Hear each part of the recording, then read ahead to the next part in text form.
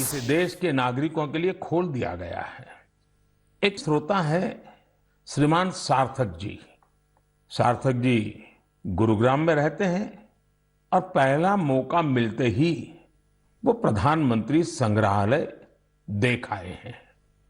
सार्थक जी ने नमो ऐप पर जो संदेश मुझे लिखा है वह बहुत इंटरेस्टिंग है। उन्होंने लिखा है कि वो बरसों से न्यूज चैनल देखते हैं, अखबार पढ़ते हैं, सोशल मीडिया से भी कनेक्टेड हैं, इसलिए उन्हें लगता था कि उनकी जनरल नॉलेज काफी अच्छी होगी। लेकिन जब वे पीएम संग्रहालय गए तो उन्हें बहुत हैरानी हुई।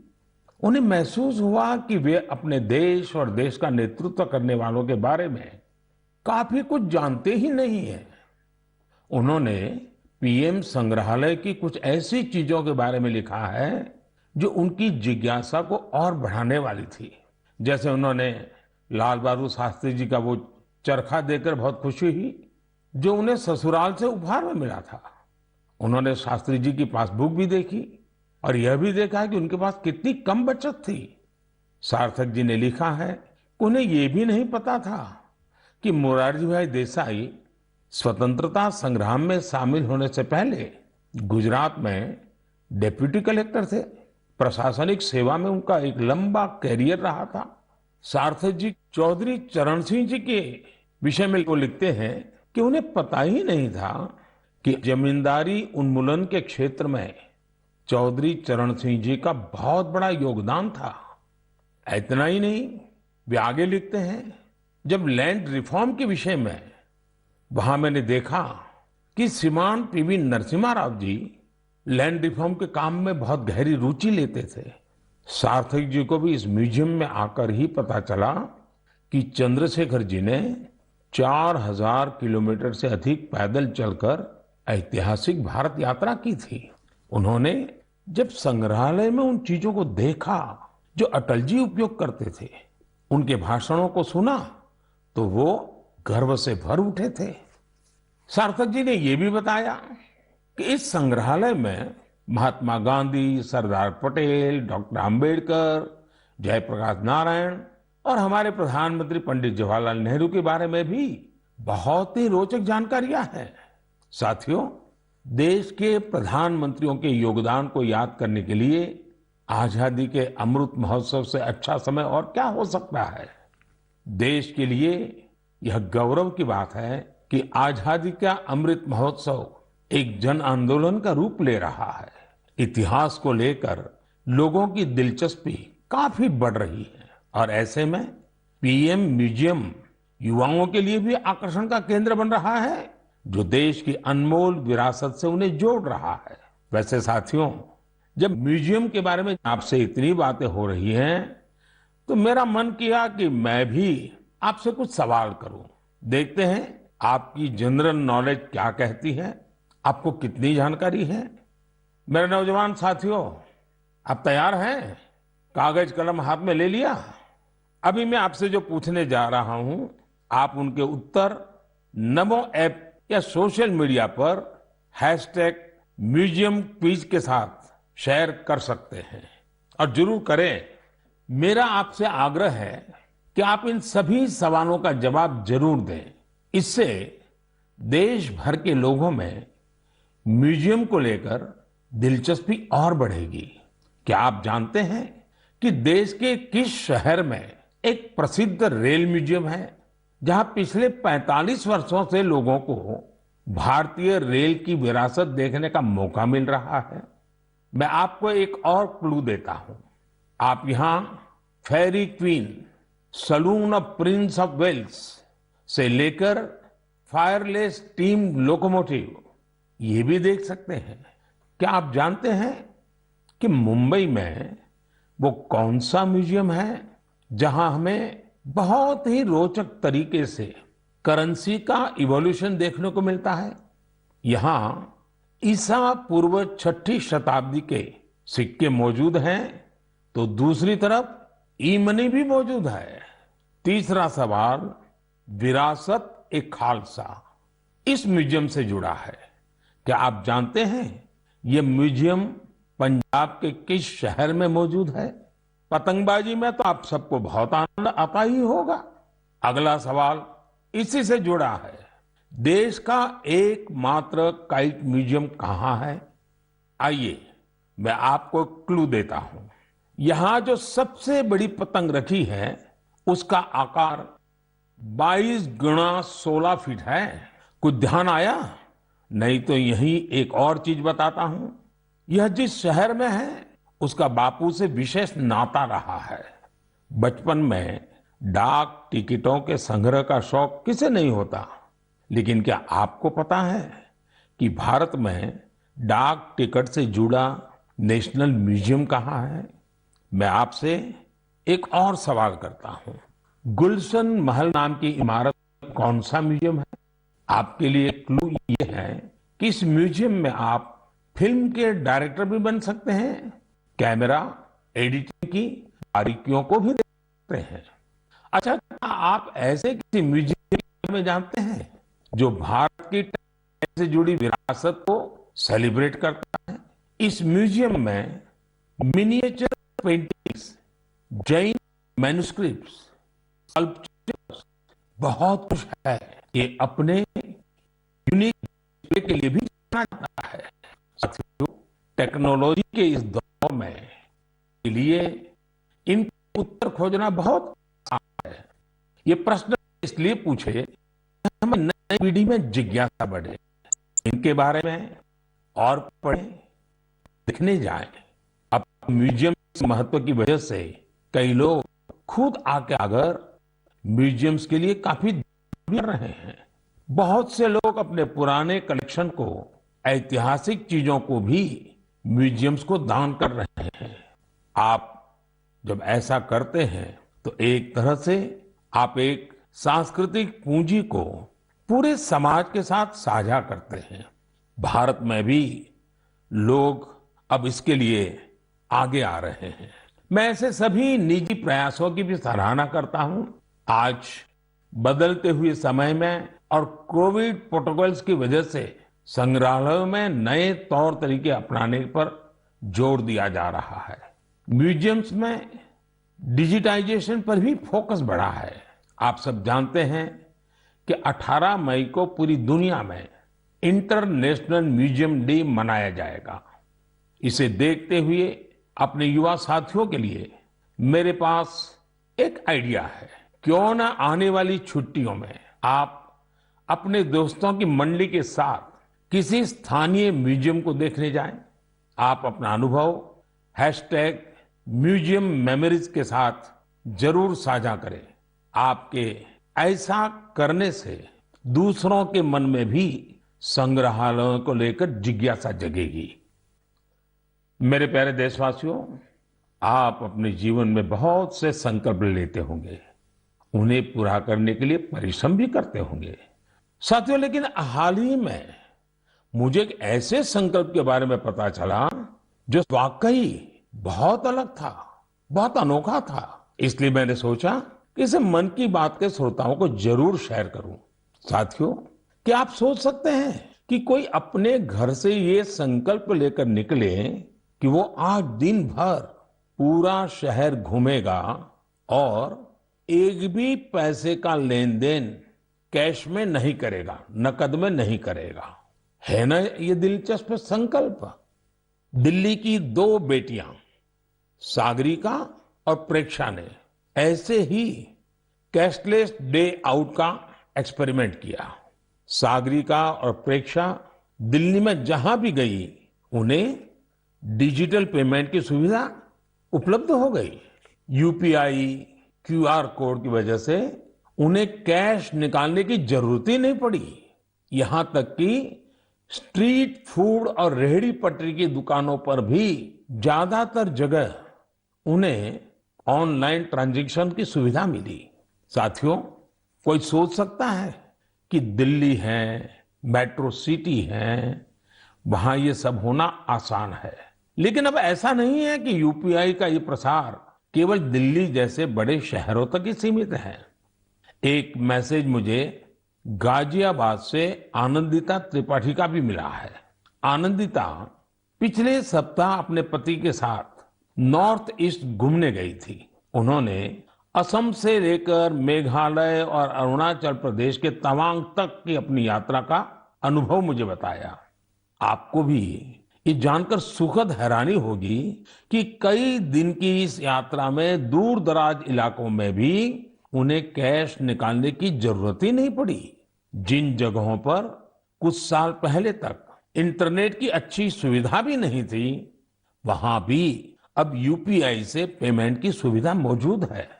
सागरिका, प्रेक्षा और आनंदिता के अनुभवों को देखते हुए मैं आपसे भी आग्रह करूंगा कि कैशलेस डे आउट का एक्सपेरिमेंट करके देखें। जरूर करें। साथियों, पिछले कुछ सालों में भीम यूपीआई तेजी से हमारी इकोनॉमी और आदतों का हिस्सा बन गया है। अब तो छोटे छोटे शहरों में और ज्यादातर गांवों में भी लोग यूपीआई से ही लेन देन कर रहे हैं। डिजिटल इकोनॉमी से देश में एक कल्चर भी पैदा हो रहा है। गली नुक्कड़ की छोटी छोटी दुकानों में डिजिटल पेमेंट होने से उन्हें ज्यादा से ज्यादा ग्राहकों को सर्विस देना आसान हो गया है। उन्हें अब खुले पैसों की भी दिक्कत नहीं होती। आप भी यूपीआई की सुविधा को रोजमर्रा के जीवन में महसूस करते होंगे। कहीं भी गए, कैश ले जाने का, बैंक जाने का, एटीएम खोजने का झंझट ही खत्म। मोबाइल से ही सारे पेमेंट हो जाते हैं। लेकिन क्या आपने कभी सोचा है कि आपके इन छोटे छोटे ऑनलाइन पेमेंट से देश में कितनी बड़ी डिजिटल इकोनॉमी तैयार हुई है? इस समय हमारे देश में करीब 20,000 करोड़ रुपए के ट्रांजैक्शन हर दिन हो रहे हैं। पिछले मार्च के महीने में तो यूपीआई ट्रांजैक्शन करीब 10 लाख करोड़ रुपए तक पहुंच गया। इससे देश में सुविधा भी बढ़ रही है और ईमानदारी का माहौल भी बन रहा है। अब तो देश में फिनटेक से जुड़े कई नए स्टार्टअप भी आगे बढ़ रहे हैं। मैं चाहूंगा कि अगर आपके पास भी डिजिटल पेमेंट और स्टार्टअप इकोसिस्टम की इस ताकत से जुड़े अनुभव है तो उन्हें साझा करिए। आपके अनुभव दूसरे कई और देशवासियों के लिए प्रेरणा बन सकते हैं। मेरे प्यारे देशवासियों, टेक्नोलॉजी की ताकत कैसे सामान्य लोगों का जीवन बदल रही है, ये हमें हमारे आसपास लगातार नजर आ रहा है। टेक्नोलॉजी ने एक और बड़ा काम किया है। ये काम है दिव्यांग साथियों की असाधारण क्षमताओं का लाभ देश और दुनिया को दिलाना। हमारे दिव्यांग भाई बहन क्या कर सकते हैं, ये हमने टोक्यो पैरालंपिक्स में देखा है। खेलों की तरह ही आर्ट्स, एकेडमिक्स और दूसरे कई क्षेत्रों में दिव्यांग साथी कमाल कर रहे हैं। लेकिन जब इन साथियों को टेक्नोलॉजी की ताकत मिल जाती है तो ये और भी बड़े मुकाम हासिल करके दिखाते हैं। इसलिए देश आजकल लगातार संसाधनों और इंफ्रास्ट्रक्चर को दिव्यांगों के लिए सुलभ बनाने के लिए लगातार प्रयास कर रहा है। देश में ऐसे कई स्टार्टअप्स और संगठन भी हैं जो इस दिशा में प्रेरणादायी काम कर रहे हैं। ऐसी एक संस्था है voice of specially abled people. ये संस्था असिस्टिव टेक्नोलॉजी के क्षेत्र में नए अवसरों को प्रमोट कर रही है। जो दिव्यांग कलाकार हैं, उनके काम को दुनिया तक पहुंचाने के लिए भी एक इनोवेटिव शुरुआत की गई है। Voice of specially abled people के इन कलाकारों की पेंटिंग्स, इसकी डिजिटल आर्ट गैलरी तैयार की है। दिव्यांग साथी किस तरह असाधारण प्रतिभाओं के धनी होते हैं और उनके पास कितनी असाधारण क्षमताएं होती हैं, ये आर्ट गैलरी इसका एक उदाहरण है। दिव्यांग साथियों के जीवन में कैसी चुनौतियां होती हैं, उनसे निकलकर वो कहां तक पहुंच सकते हैं, ऐसे कई विषयों को इन पेंटिंग्स में आप महसूस कर सकते हैं। आप भी अगर किसी दिव्यांग साथी को जानते हैं, उनकी टैलेंट को जानते हैं, तो डिजिटल टेक्नोलॉजी की मदद से उसे दुनिया के सामने ला सकते हैं। जो दिव्यांग साथी हैं वो भी इस तरह के प्रयासों से जरूर जुड़े। मेरे प्यारे देशवासियों, देश के ज्यादातर हिस्सों में गर्मी बहुत तेजी से बढ़ रही है। बढ़ती हुई ये गर्मी पानी बचाने की हमारी जिम्मेदारी को भी उतना ही बढ़ा देती है। हो सकता है कि आप अभी जहां हो वहां पानी पर्याप्त मात्रा में उपलब्ध हो, लेकिन आपको उन करोड़ों लोगों को भी हमेशा याद रखना है जो जल संकट वाले क्षेत्रों में रहते हैं, जिनके लिए पानी की एक एक बूंद अमृत के समान होती है। साथियों, इस समय आजादी के 75वें साल में आजादी के अमृत महोत्सव में देश जिन संकल्पों को लेकर आगे बढ़ रहा है उनमें जल संरक्षण भी एक है। अमृत महोत्सव के दौरान देश के हर जिले में 75 अमृत सरोवर बनाए जाएंगे। आप कल्पना कर सकते हैं कि कितना बड़ा अभियान है। वो दिन दूर नहीं जब आपके अपने शहर में 75 अमृत सरोवर होंगे। मैं आप सभी से और खासकर युवाओं से चाहूंगा कि वो इस अभियान के बारे में जानें और इसकी जिम्मेदारी भी उठाएं। अगर आपके क्षेत्र में स्वतंत्रता संग्राम से जुड़ा कोई इतिहास है, किसी सेनानी की स्मृति है, तो उसे भी अमृत सरोवर से जोड़ सकते हैं। वैसे मुझे यह जानकर बहुत अच्छा लगा कि अमृत सरोवर का संकल्प लेने के बाद कई स्थलों पर इस पर तेजी से काम शुरू हो चुका है। मुझे यूपी के रामपुर की ग्राम पंचायत पटवाई के बारे में जानकारी मिली है। वहां पर ग्राम सभा की भूमि पर एक तालाब था, लेकिन वो गंदगी और कूड़े के ढेर से भरा हुआ था।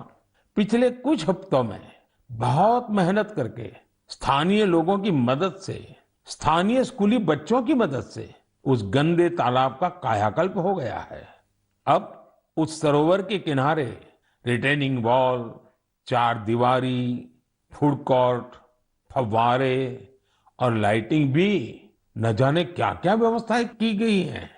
मैं रामपुर की पटवाई ग्राम पंचायत को, गांव के लोगों को, वहां के बच्चों को इस प्रयास के लिए बहुत बहुत बधाई देता हूं। साथियों, पानी की उपलब्धता और पानी की किल्लत ये किसी भी देश की प्रगति और गति को निर्धारित करते हैं। आपने भी गौर किया होगा कि मन की बात में मैं स्वच्छता जैसे विषयों के साथ ही बार बार जल संरक्षण की बात जरूर करता हूं। हमारे तो ग्रंथों में स्पष्ट रूप से कहा गया है, पानीयम परमम लोके जीवानाम जीवनम समृतम, अर्थात संसार में जल ही हर एक जीव के जीवन का आधार है और जल ही सबसे बड़ा संसाधन भी है।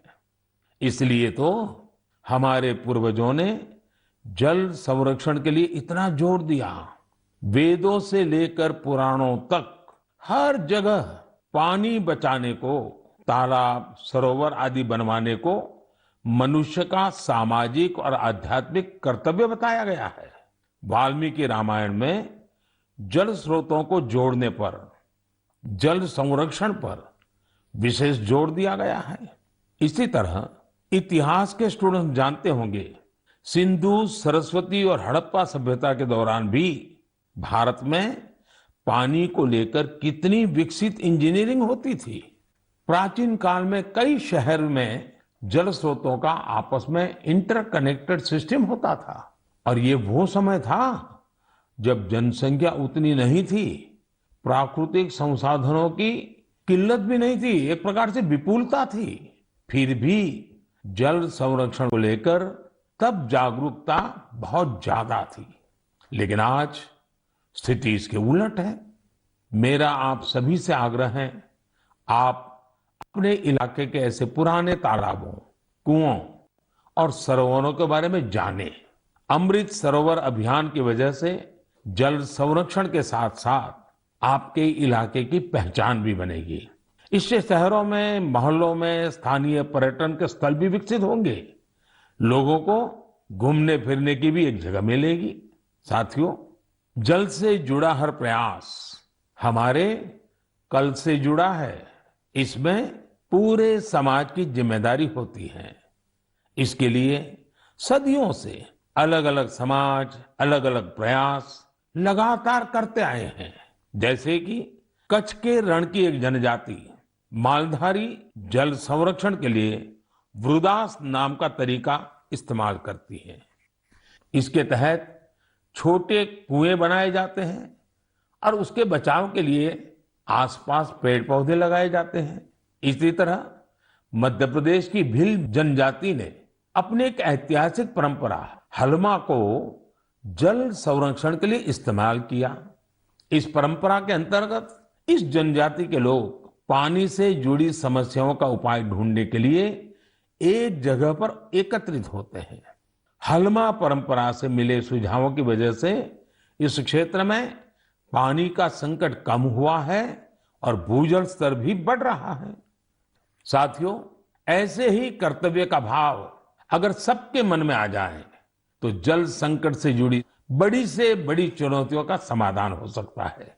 आइए आजादी के अमृत महोत्सव में हम जल संरक्षण और जीवन संरक्षण का संकल्प लें। हम बूंद बूंद जल बचाएंगे और हर एक जीवन बचाएंगे। मेरे प्यारे देशवासियों, आपने देखा होगा कि कुछ दिन पहले मैंने अपने युवा दोस्तों से, स्टूडेंट से परीक्षा पर चर्चा की थी। इस चर्चा के दौरान कुछ स्टूडेंट से कहा कि उन्हें एग्जाम में गणित से डर लगता है।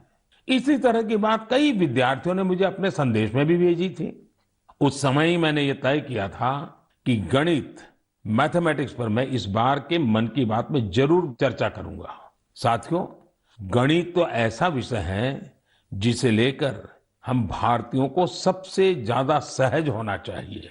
आखिर गणित को लेकर पूरी दुनिया के लिए सबसे ज्यादा शोध और योगदान भारत के लोगों ने ही तो दिया है। शून्य यानी जीरो की खोज और उसके महत्व के बारे में आपने खूब सुना भी होगा। अक्सर आप ये भी सुनते होंगे कि अगर जीरो की खोज न होती तो शायद हम दुनिया की इतनी वैज्ञानिक प्रगति भी न देख पाते। कैलकुलस से लेकर कंप्यूटर्स तक ये सारे वैज्ञानिक आविष्कार जीरो पर ही तो आधारित हैं। भारत के गणितज्ञों और विद्वानों ने यहां तक लिखा है कि यत् किंचित वस्तु तत्सर्वम, यत् किंचित वस्तु तत्सर्वम गणितेन बिना नहीं, गणितेन बिना नहीं। अर्थात इस पूरे ब्रह्मांड में जो कुछ भी है वो सब कुछ गणित पर ही आधारित है। आप विज्ञान की पढ़ाई को याद करिए तो इसका मतलब आपको समझ आ जाएगा। विज्ञान का हर प्रिंसिपल एक मैथमेटिकल फॉर्मूला में ही तो व्यक्त किया जाता है। न्यूटन के लॉज हो, आइंस्टाइन का फेमस इक्वेशन, ब्रह्मांड से जुड़ा सारा विज्ञान एक गणित ही तो है। अब तो वैज्ञानिक भी थियरी ऑफ एवरीथिंग की चर्चा करते हैं, यानी एक ऐसा सिंगल फॉर्मूला जिससे ब्रह्मांड की हर चीज को अभिव्यक्त किया जा सके। गणित के सहारे वैज्ञानिक समझ के इतने विस्तार की कल्पना हमारे ऋषियों ने हमेशा से की है।